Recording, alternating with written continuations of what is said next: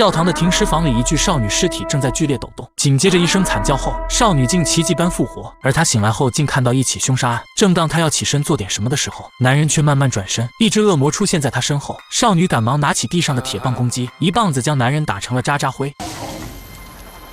恶魔也随之消散。此时少女后背突然出现了金色光环，难道她也相信光吗？原来这个少女叫艾娃。就在她复活前，教堂的修女们参与了一场战斗。这座教堂的修女都是训练有素的战士，她们专门为了消灭恶魔而生，而此次行动却遭遇雇佣兵埋伏。此时的队长身中数枪神速，但片命不久矣，而他体中的天使圣环必须取出，寻找下一位继承人。突然门从外面被炸开，慌乱中修女带着圣环逃跑，一不小心被台阶绊倒，圣环也随之掉落。正当雇佣兵拿起圣环的瞬间，她的4根手指直接被圣环熔断。修女再次带着圣环逃跑到停尸间，迫不得已之下，她将圣环放在了已经死亡的艾娃身上，这让她突然起死回生。而刚刚所发生的事吓得艾娃跑了出去，因为从小高位截瘫被孤儿院收养，她没有见过外面的世界，她一度以为自己嗑药产生了幻觉，她兴奋坏了，放声大笑。此时她引起了3个小混混的注意，他们上前搭讪，或许是死过翻身导致的身体不适，她一口老痰吐在了其中一个小混混身上。正当她一边道歉一边下意识的后退时，一辆货车驶来将她撞飞，而在空中她身上又发出金色的光，直接穿墙而过，飞进了服装店里。不幸的是她的腿被撞断，可下一秒伤口却自动愈合，这一切太不可思议了。此时神父来到，他们发现天使圣环被注入到尸体艾娃身上，并令她起死回生。而据神父所知，从来没有这种事情发生过。他们现在要做的就是快点找到她，如果让恶魔先找到她，得到天使。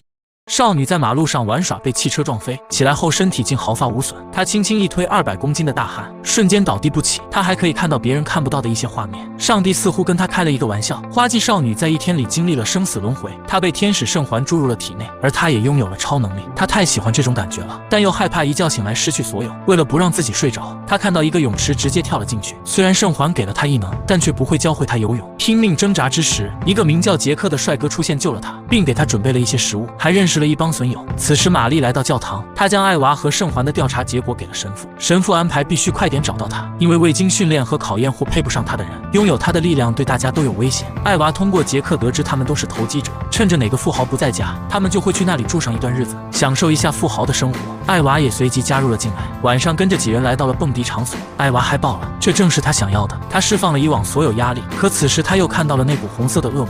她一路跟随，走到一个房间门口，只见2具尸体坐在地上，恶魔正在吸食他们的灵魂。艾娃看到后吓得马上离开，而停尸间里修道士正在帮死去的队长整理仪容，听到外面有响动，出去一看，直接命丧黄泉。一个驴蹄浑身冒着火焰的怪物出现，他将队长的尸体翻了过来，发现了天使圣环不见了，他生气地怒吼着。此时艾娃昨晚一间服装店莫名被砸，店员小妹正在整理掉落的衣服，旁边一声响动，小妹望去并没有发现什么。突然恶魔不讲武德，一个背刺让小妹命丧黄泉。看来很快他就要找到艾娃了。玛丽调查上次被雇佣兵袭击，来到码头查看，他发现了一种能穿透盔甲的特殊子弹，看来有人想把他们赶尽杀绝。正跟神父汇报情况的时候，停尸房里传来信息，队长丽莎的背部被划得血肉模糊。神父表示一般的恶魔根本无法造成这样的伤害，他认为这也许是魔龙所为。The halo must have been exposed for too long. Or it senses the weakness of the bearer. What does it want? To claim the halo for hell. 在摩洛哥亚克科技的考古队发现了一个6公斤重的盾牌，它是第3次十字军东征遗留下来的，这里面的物质正是他们研究所需要的材料。此时玛丽按照子弹工艺，通过好朋友的情报，她找到了这个供应商，而他也是受雇于人。一顿审讯终于查到了下家。此时杰克一伙人又搞到一场免费的晚餐，他们来到了亚克科技。亚克科技今晚举办了一场发布会，因为萨尔维博士研究出首个量子传送门，他邀请了社会上的权贵和媒体展示了研究成果，而艾娃跟杰克却跑到了研究室里，最新款的轮椅吸引了他的注意，他跟杰克玩了起来，2人又走进了摆放盾牌的房间，盾牌开始发亮，好像盾牌对艾娃产生了反应。此时卡米拉修女通过面部识别在网络上发现了艾娃所在的信息，现在他们要赶过去。此时玛丽也来到亚克科技，她跟在一个男人身后，看来他已经查到了袭击他们的雇佣兵。另一边萨尔维博士带人参观他的研究室，却发现有人闯了进来，安保现在开始搜查。艾娃和杰克准备跑去宴会厅，经过一扇玻璃门时，竟发现一个小孩在里面。走进宴会厅的那一刻，他又放心不下小孩，跑了回去，却没有发现。这时安保人员找到了他，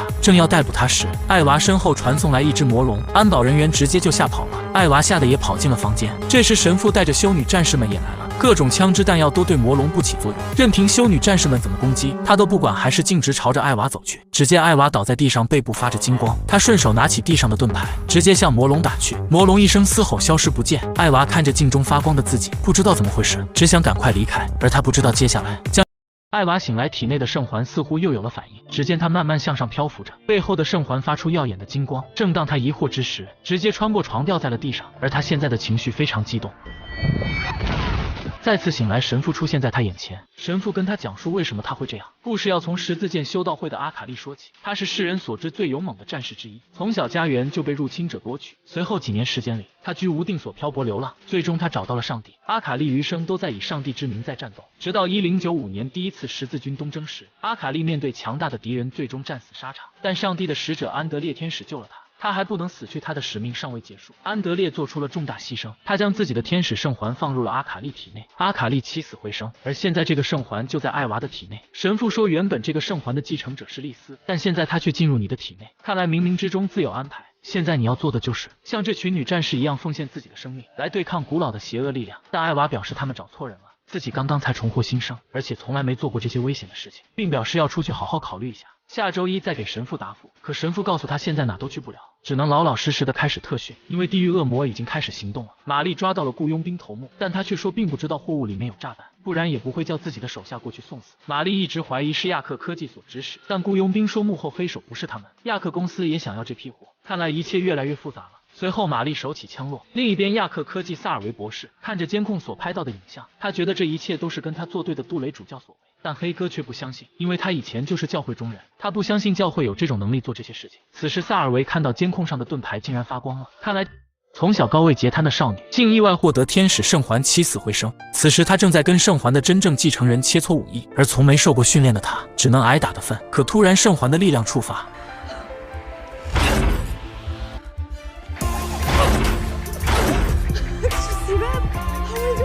而艾娃的到来似乎没有得到其他人的欢迎，修女们的疏远，院长么么的刁难，主教仅此一次的机会。但还有一个修女艾丽特斯愿意跟他述说衷肠，而神父则一直鼓励他，在背后为他抗下所有压力。神父想给他空间，希望他能慢慢成长。另一边，杰克带着3个损友来到了下一个富豪家中享受，打开门才发现萨尔维博士已经恭候多时。博士已经将4个人的底细摸清楚了，但他是来找艾娃的。虽然艾娃现在不在，但博士告诉他们，如果有艾娃的消息，必须马上联系他，不然有好果子让他们吃。丽丝又带着艾娃来到武器库，他跟艾娃介绍，当圣环靠近时，这把神速剑就会激活，攻击和防御都会得到很大的加成。艾娃问到，修女勇士看不到红色恶魔怎么办？丽丝说，只能靠圣环手确定他们的位置，然后协调攻击。而他告诉艾娃，神速不仅可以杀死恶魔，他还可以杀死带着圣环的你。此时突然传来恶魔的声音，艾娃吓坏了，直接穿墙而过，脚却被卡在了墙里。院长么么一脸便秘地盯着他，丽丝慢慢悠悠地走过来，把音响丢给了他。原来这又是院长安排的测试，而院长这时拿出报告，说出了艾娃的死因，他是过度服用止痛药自杀而亡。但艾娃哭着说他没有，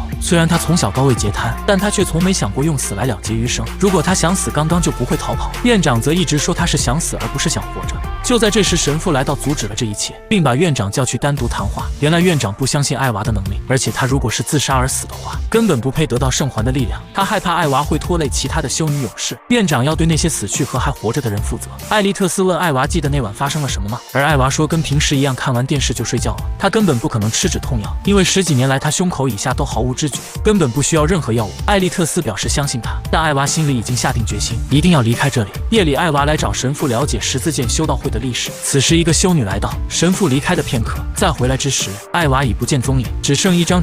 一个男人鬼鬼祟祟地跟在女人身后，而他们头顶上都飘着血色鬼物。逃出来的艾娃看到这一幕，心里让自己不要多管闲事，但身体却不自觉地走了过去。她以为是男人想杀了女人，谁知这是一群女强盗。她救了男人，自己却被打了一顿，又被捅了一刀。艾娃嘲笑自己罪有应得。醒来后，艾娃又来到了沙滩，散步时竟碰到了杰克。杰克将她带回了他们的大本营。而此时损友回来，发现杰克将艾娃带回来后，大发雷霆地怒斥艾娃，是他惹到了麻烦，现在间接影响到他们。一顿激烈的争吵过后，艾娃生气的把房子都震裂了，随后自己走了。但杰克很快追了上来，他表示想陪艾娃一起面对，无论去哪里都好。另一边，主教跟院长摸摸，因为艾娃的事情已经将神父架空，而他接管后的第一个指示就是要跟亚克科技开战。他怀疑萨尔维博士已经将带有神速的武器融化，这是亵渎神明的举动。教会不允许异端人士毁坏圣物，他要将圣物夺回归为教会所有。此时，玛丽来到了死去队长的房间，墙内残留的布料引起了他的注意。他觉得墙里面应该有个暗示，里面肯定会有些秘密。他带着疑惑来到神父这，据神父所知，教堂里确实有很多暗示，但现在幕后黑手还没查到，不能引起别人的注意。要找到艾娃，利用他穿墙的能力潜进去。此时，主教找到了丽丝，并表示希望丽丝能找到艾娃，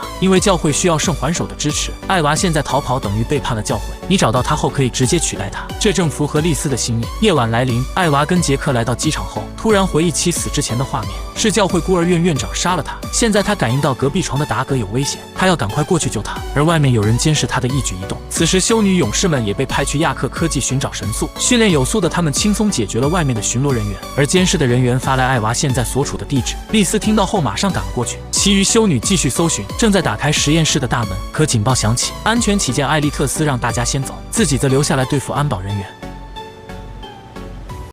这样帅气的修女你见过吗？徒手单挑4个彪形卡勒咪。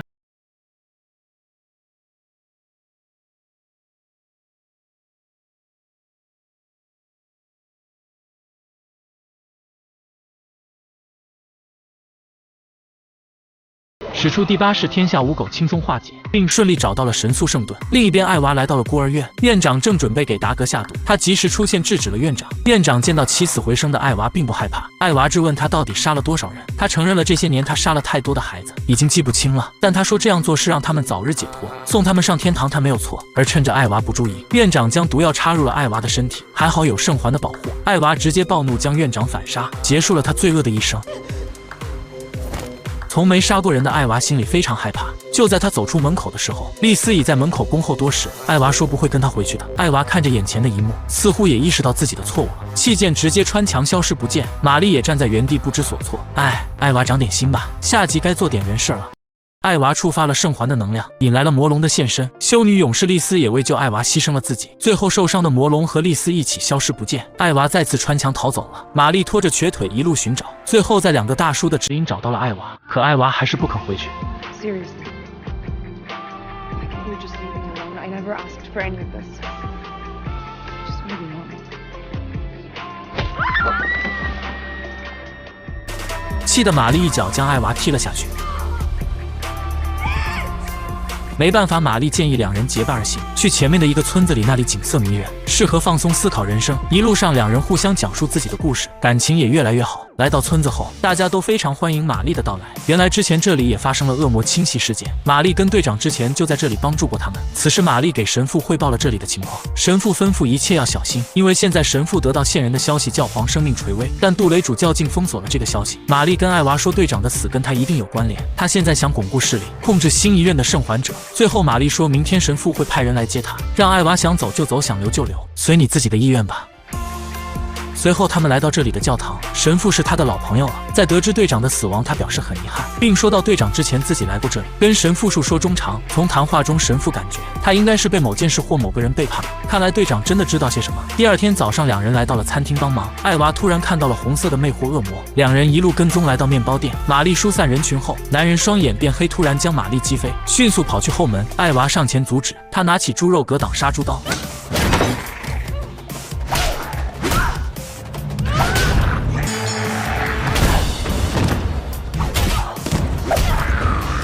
一阵激烈的打斗过后，最后用棍子将魅惑恶魔打出，随后匕首插在恶魔身体，恶魔痛苦的哀嚎后消散。没过多久，艾利特斯也驱车前来，玛丽要回去了，他让艾娃住多1晚，现在暂时没人知道他的行踪，在这看看还有没有恶魔的出现，然后想去哪里就去哪里吧。他希望艾娃找到他想要找到的东西。艾娃是否能明白玛丽的良苦用心呢？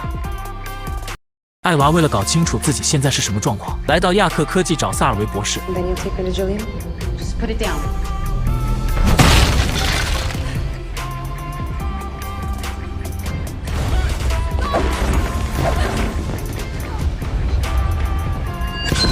艾娃希望双方都能得到自己想要的信息。结束之后，希望博士也不要再纠缠他。另一边，玛丽回到教会后，他们举行丽丝的丧礼。此时，杜雷主教带了几个被逐出教会的修女回来，他们都是极端的好战分子，目无法纪而被院长逐出的。看来杜雷主教的野心昭然若市，院长也对主教做法产生质疑，但奈何主教的地位和权威，主教将一个信封给了院长，这是他的下一步方案。他将艾利特斯和玛丽连同神父一起分配到3个不同城市的教堂。按主教的说法，几人违抗命令本可以驱逐几人出教会，但念在为教会工作这么多年，他选择了一个更有人情味的方法。看来院长也不愿下这个决定，无奈不能反抗主教之意。另一边，萨尔维博士说是给艾娃做测试，其实背部连接着下面的量子传送门。艾娃的圣环之力似乎有点作用，但稳定性好像不够。博士又增强了传导性，但艾娃根本无法承受这么大的力量传输。他痛苦地拔掉了背部的传导管，他直接穿过楼层来到地下，发现了这个装置。他生气地质问博士利用它，但博士解释他没有恶意，并带他来到了那个房间，见到了博士的儿子。原来博士之前不能生育，但在他的各项测试研究下，终于成功地生下这个孩子。但他得了一种前所未有的血液病，神速颗粒让他得以继续生存。现在也没有其他的治疗方法，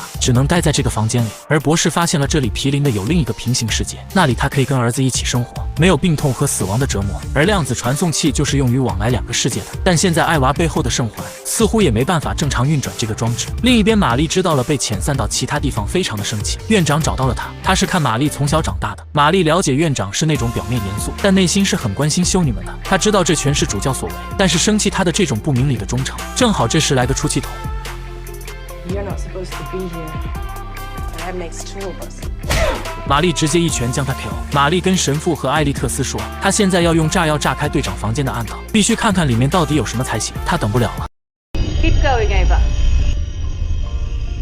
萨尔维博士用艾娃体内的圣环驱使量子传送门运转，但艾娃无法承受这么强大的力量。测试让他头痛欲裂，整个身子似乎都要炸开，实验只能终止。玛丽决定将暗道炸开，但神父和艾利特斯都觉得不合适。艾利特斯提醒他可以从地窖后面潜进去，随后就离开了教堂。玛丽指责神父不相信他，质疑他胆小怕是背叛了他们。但神父说队长的死应该怪他，因为前几周队长沙农就找过他。沙农感觉梵蒂冈那边有事情隐瞒他们，但神父说如果想知道答案就去找主教谈谈。接下来他们任务中就被埋伏袭击，神父说都怪他一时大意才搞到现在这种局面。玛丽说一定会让杜雷血债血偿。此时教堂内外已被主教控制，内外都有戒备的主教手下。此时艾娃终于回来了，趁他没被发现时，玛丽将他拉住，并说明了教会现在被主教控制。玛丽按照艾利特斯的指引带艾娃从地窖进入，他们前进去队长房间，艾娃直接穿墙而入，果然里面有间暗室。艾娃在桌上找到一本书，记录着历代修女战士的故事。此时玛丽突然被克拉袭击，2人打了起来。艾娃将书拿了出来上前帮忙，却直接被打趴。突然艾利特斯出现将克拉打倒，克拉直接捡起地上的散弹枪开枪。艾娃马上激活圣环上前阻止，巨大的冲击波将众人弹飞，子弹也在空中被冲击直接散落一地。玛丽2人急忙搀扶艾娃逃离现场。此时教堂内站满了主教的部下。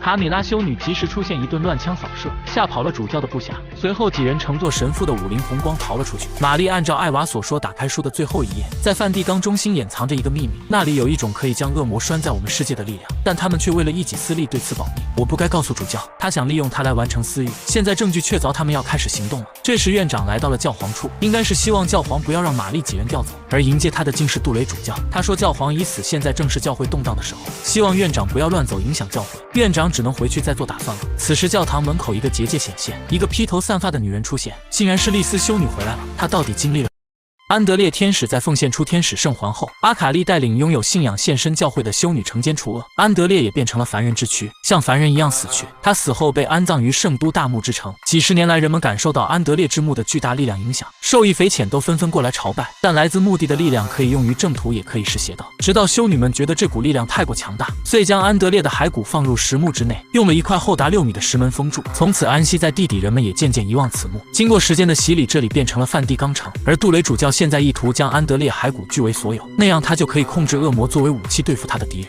艾娃他们必须要先一步得到骸骨，这下他们再次来到亚克科技，以得到骸骨的使用权做交换。萨尔维博士帮他们找到墓地位置，提供艾娃的训练场所。艾娃他们负责去取骸骨。另一边，丽丝回到教堂后，发现房间一片狼藉，有打斗的痕迹，这里也被另一帮修女占领，而她身体似乎也没有痊愈。黑哥黑入了教廷的网络，但没有发现墓地的地图。神父说他有办法，随后带着玛丽来到了收藏家这，看这花臂就知道神父以前是道上混的。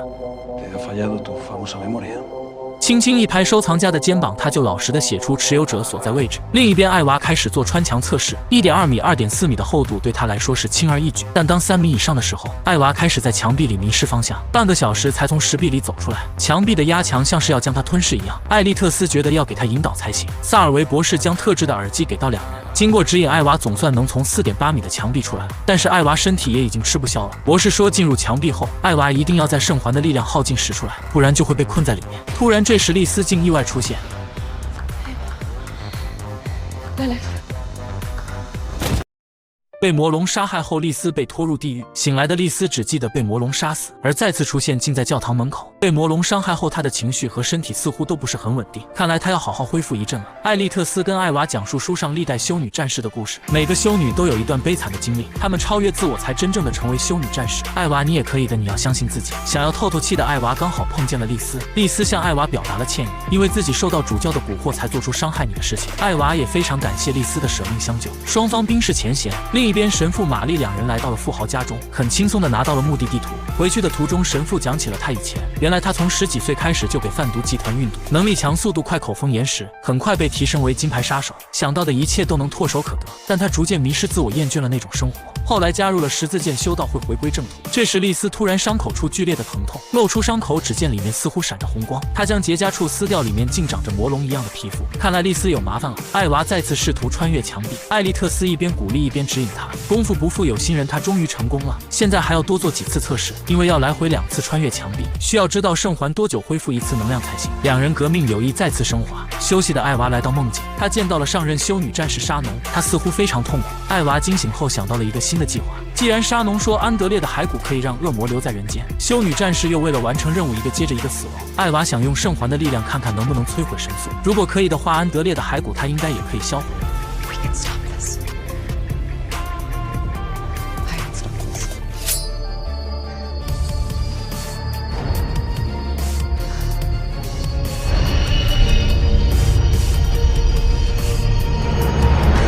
I'm going to be the last warrior nun. –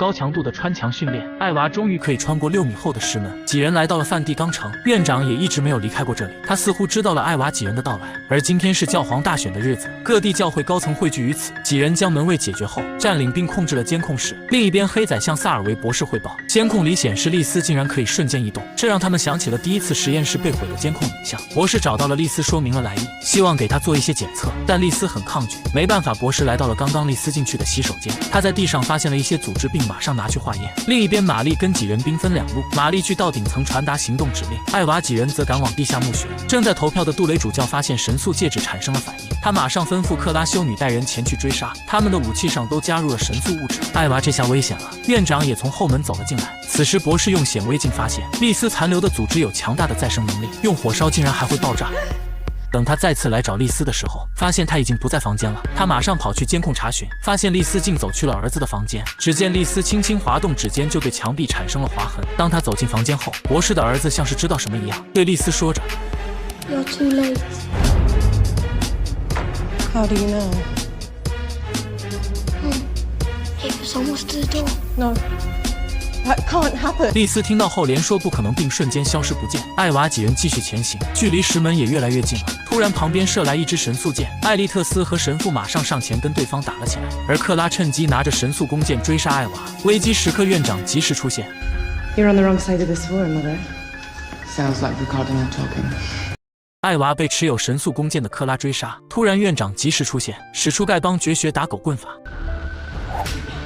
看来他深得黄帮主真传，几棍将克拉打跑了，随即护送艾娃向前方走去。无意之间，艾娃发现院长背后竟有圣环烙印。原来院长曾经也是修女战士，但因为圣环的排斥，他只当了半天就被取出了圣环。院长怪自己当初没有相信艾娃，并称艾娃配得上圣环。此时，玛丽占领了顶层钟楼控制室，并发起了信号，艾娃和艾利特斯必须在钟声停止前就位。院长和神父断后，他们将通往下一层的墙炸开后，来到了6米厚的木门面前。此时，丽丝来到了把守的神父这里，神父奇怪地问他怎么来了。突然，克拉修女从身后挟持了丽丝，让神父交出艾娃，不然就将她干掉。只见丽丝手指突然长出利爪，一个凌厉的转身，克拉命丧当场。丽丝似乎不知道自己怎么会这样，神父和院长也看呆了，两人也不敢说什么，互相懵逼地看着对方。艾利特斯将石门测量好，正当艾娃准备穿越石门时，丽丝出现将她推开，并说着她会给所有人带来危险，圣环不能进入安德烈墓穴里。此时玛丽也来到，她和艾利特斯将丽丝控制住，并在她耳边不断地唤醒她。好在丽丝最后恢复了理智。时间紧迫，艾娃马上开始穿越墓门。她在门里面发现竟有一只神塑做的魔龙骨架，这也太诡异了。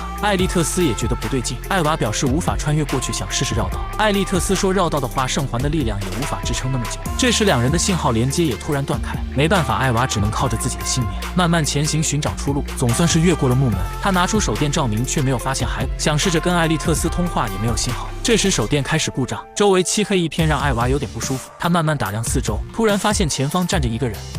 Who are you? You might know me by the name Adriel.